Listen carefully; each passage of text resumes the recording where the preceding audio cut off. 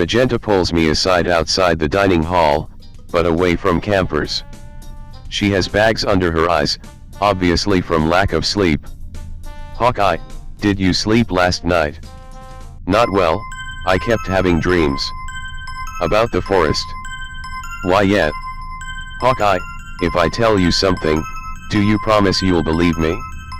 You felt it, you know what it was like. Sure Magenta, go ahead. Every girl either talked in their sleep last night, or woke up crying at some point in the night. We didn't eat breakfast, we just got out of there. Every girl. Every damn girl. I swear to you. I heard them, I didn't sleep a second. I was tending the fire. I don't know what would have happened if it would have gone out. Okay Magenta, it's okay. I believe you. That's about it? Go home 4 days later. I don't know what the hell was. But that's it? Sorry for the long post time, I'll compile it into one big image and post it next time. Dude, I know that feeling. Went through an old brickworks near my house. Rumor has it that some kid got stabbed in the tunnels, and as soon as you step into it you have that feeling of instant dread. You feel as if your body is being gently squeezed oh. On the master map, which is a hand-painted, contour lines and everything, map on a wooden board, which all the other maps are based upon, there is a red smudge between the path to human nature and the last cabin, right where my path would be. I shit you not. I think someone had a double meaning when they named the campsite Human Nature. Whenever I think of human nature as hatred and violence, the first person to found the campsite gets to name it, but nobody I've asked knows who founded Human Nature.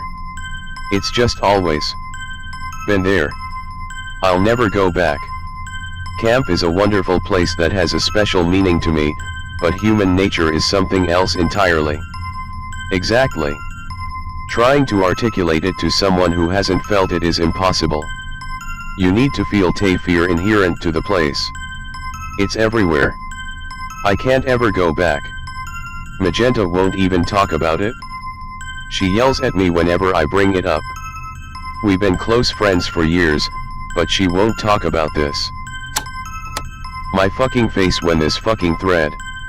I'm a sheriff in Oregon near Malha Lake. We've had 2 reports of manhunting. The first time I was 2 miles away from Ruby Ridge, there was reports of flares, gunfire, and yelling, me thinking it's a redneck shoot, I go in with M16A1, fuck your Vietnam patrol rifle, 210 rounds 223, Colt 1911 with 60 rounds, after the Gulf I'm anal about possible combat situations, cont in next post. It started as a rumor around here 7 years ago when I was a junior in high school. ASR told us that the woods we often go in has seen a large number of disappearances in recent time, his older brother included, and to be careful. 6 months later, 2 bodies were found with a crossbow bolt through one's chest, in the heart, and the other was found with a bullet in the skull. They has armbands, with black and who's in each of them, and they were well camouflaged. One was IDED as the senior's older brother. He was round with a SKS carbine, bayonet fixed, with 1 round in the chamber, 3 missing from the magazine. Reports found blood on the bayonet. The other was IDD.ASA. Man from Oklahoma. He was found with a WASR with an empty chamber, and a full magazine in his hand. He also had an empty airsoft. Calister of 2000 BBS, with a wick inside it. It was filled with 6 ounces gunpowder, 15 small nails, and 200 steel BBS. It was a crude frag grenade. The bullet turned out to be a .30 to 40 from a Krag rifle. So backup is 14 miles away and siding near a cop car isn't the brightest idea. I go in now. All the competition was the previous night at 10, so just now I go out because the guy who called it in was scared after hearing all this and called again. Near a stream I found a rucksack with 2 AK mags, gauze, 12 ounces of booze, 2 bottles of water, and a pack of reds. First red flag. Then I saw 3 sets of footprints lead through a trail. They looked a day old. They lead to a campsite that was still warm. At the camp I found 5 243 shell casings, 8 9mm casings, a 26.5 orange flare, a flare casing, and a sign of a scuffle, dirt kicked around like a fist fight. At the top of Ruby Ridge I found a bloodied rag, 6 308 shell casings that look like they've been through a G3, and a note on a piece of lined paper that said, "I won," in caps and horizontally. Finding all this in 30 minutes and the fact the fire was still warm, I was DEFCON 1. When 5 other guys got there, we had detectives show up. Everybody knew what happened. The most dangerous game had just been played. To this day the winner is still at large. The second time was the same motherfucking place when we got the call from an anonymous caller at 11 p.m. Our rudely formed SWAT team rolled out at 9 a.m. the next morning to steamroll those motherfuckers. When we showed up it was creepy as shit. There was sounds of people moving around, but nobody was around. I guess the winner from the last go around wised up. There were 4 location of INTRSs. The first was a lone 1911 magazine. The second was a wallet with only cash and nothing else, no ID. The third was blood, gray matter, and bits of skill splattered on trees. It came from a woman. Third was a man, obviously deranged. You know that 1,000-yard stare? He was just walking around with a 1911. When we asked him if he was alright, he raised the handgun and we light him up. The last one was the most chilling piece. There was another piece of paper next to an AR-15 mag. It read, "The answers lie with the spared man." This was the last sporting event. Goodbye. To this day I have never trust the woods here in Oregon. Be me at 15. Live in Arkansas. Be summer. Be with fellow/K/Omrads. Be in the woods for the night, laying low after a long day of mischief. All of us carried weapons out into deep woods. My nugget, a 1911, an SKS, an old M1 carbine, and a double-barreled 12-gauge. All of us sitting around campfire, enjoying nature, and doing typical edgy teenager things. 1911 got some whiskey from his dad's booze stash. Score.jpg. Start passing the bottle around. Wedgetinblitz.png. Bottle was only quarter full, barely enough to get a buzz going among all of us. 1911 gets up to piss. Leaves 1911 in seed. Most guns are in tent anyway, except his. SKS leans over and picks it up. He never leaves this thing. Besides, it's dark out. Goes to catch up with 1911. M1 cracks a gay joke about SKS wanting 1911's dick. We all fucking knew it anyway. We wait for them to come back. And wait. Where the fuck are those two? Going for round 3? Fuck sakes. Endurance run probably. More laughs. I'm getting worried. Someone needs to check on them. I dunno, Anon. If you're into that, then that's fine. I say let them stay out there until they are done. Roll eyes and acquire nugget from tent. Affix spike bayonet to push annoying brush out of way. You guys hang here, ID I'm not back in 10, you're an exhibitionist now. More laughs. Fuck this, have to find SKS and 1911. Venture into brush that SKS and 1911 went into with flashlight on. Call out to them. No answers. Start getting nervous. The whole forest is fucking silent. Not good. Press on, with safety locked on nugget and finger far off the trigger. Ready to spear any would-be attackers.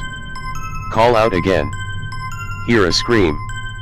Goddamn SKS, we all knew you were a fucking girl, but you scream like one too. Feel relieved.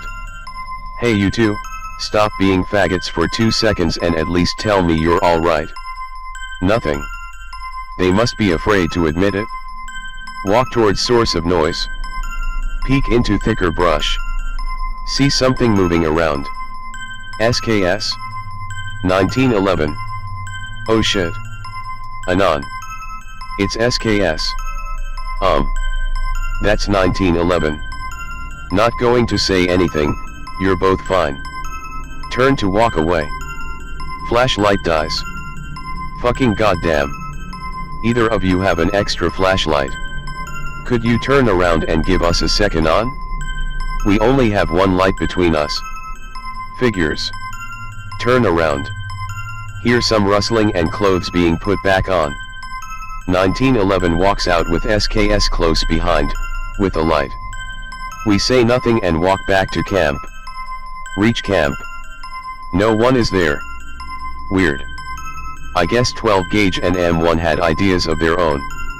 1911 says with a laugh. Hear another scream. Not like the scream SKS made at all. A painful scream. That wouldn't stop for like 2 minutes. The fire starts to dim really fucking fast. SKS and 1911 are already geared up to start shooting.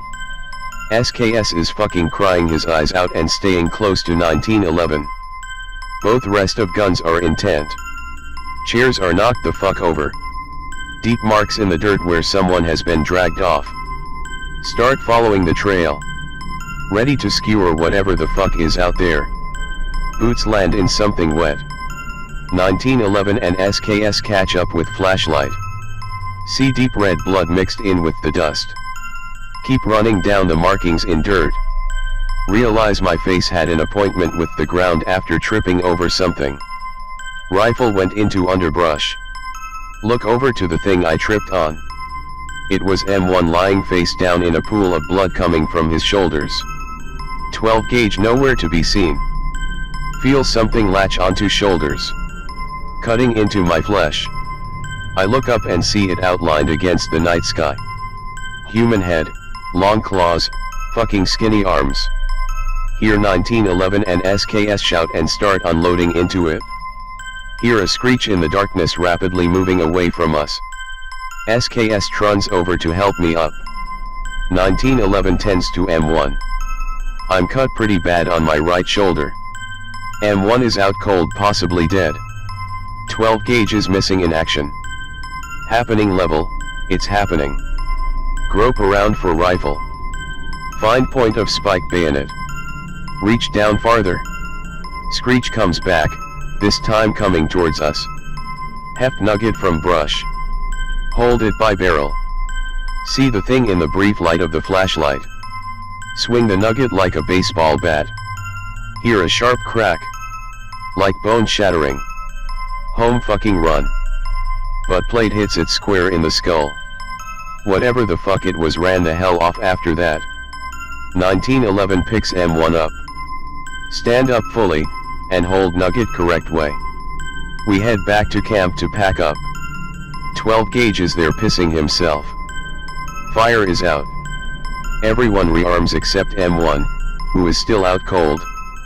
Screech is heard again in rapid bursts. Coming towards us. We run deeper into the woods. We keep hearing it come closer and closer but going away. We find an advantageous position, a high outcropping of rocks. Only one way up and down. Build a fire right in the way of moving up and down pathway. Spend rest of night in a woods. Screeches would start and stop randomly. I would hear it scurry about the shadows. I would shoot at it every now and again. So would friends. Daylight comes. The screeches stopped hours before daylight. None of us had slept. M1 was in and out. In the relative safety of daylight we get the fuck out of the woods. Any direction to get